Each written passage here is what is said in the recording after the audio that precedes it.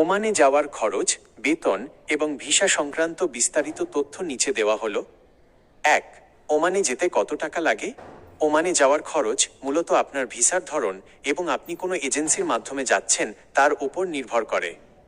২০২৬ সালের বর্তমান বাজার পরিস্থিতি অনুযায়ী সরকারিভাবে বইসেলের মাধ্যমে যদি সরকারিভাবে কোনো বিশেষ চুক্তিতে কর্মী পাঠানো হয় তবে খরচ অনেক কম, সাধারণত ৫০,০০০ থেকে ৮০,০০০ টাকার মধ্যে হতে পারে।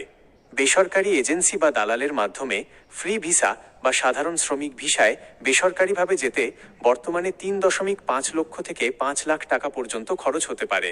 এর মধ্যে পাসপোর্ট, মেডিকেল, ইন্স্যুরেন্স এবং বিমান টিকিট অন্তর্ভুক্ত থাকে। ২. ওমানে বেতন কত?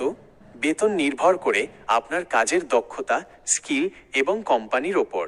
সাধারণ শ্রমিক, আনস্কিল্ড, ক্লিনার, হেল্পার বা কনস্ট্রাকশন শ্রমিকের বেতন সাধারণত ৮০ থেকে ১০০ ওমানি রিয়াল হয়ে থাকে, বাংলাদেশি টাকায় প্রায় ২৫,০০০-৩০,০০০ টাকা। দক্ষ শ্রমিক, স্কিল্ড, রাজমিস্ত্রি, ইলেকট্রিশিয়ান, প্লাম্বার বা ড্রাইভারদের বেতন ১২০ থেকে ১৮০ রিয়াল পর্যন্ত হতে পারে, বাংলাদেশি টাকায় প্রায় ৩৭,০০০-৫৫,০০০ টাকা। অন্যান্য সুবিধা, অনেক কোম্পানি থাকা এবং খাওয়ার খরচ বহন করে, তবে সব কোম্পানি এটি দেয় না, তাই চুক্তির সময় বিষয়টি নিশ্চিত করে নেওয়া জরুরি। ৩. ওমানের ভিসা পাবেন কিভাবে? ওমানের ভিসা পাওয়ার প্রধানত ৩টি উপায় রয়েছে। এজেন্সির মাধ্যমে, জনশক্তি রপ্তানিকারক, লাইসেন্সধারী এজেন্সির মাধ্যমে কাজের ভিসা সংগ্রহ করা।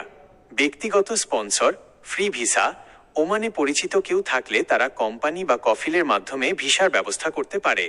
তবে ফ্রি ভিসা বলতে কিছু নেই, এটি আসলে একটি কোম্পানির ভিসা যেখানে বাইরে কাজ করার সুযোগ দেওয়া হয়, যা অনেক সময় আইনি ঝুঁকির কারণ হতে পারে। অনলাইন ই ভিসা, ট্যুরিস্ট বা ভিজিট ভিসার জন্য এখন রয়্যাল ওমান পুলিশের আরওপি পোর্টাল থেকে অনলাইনে আবেদন করা যায়। ৪.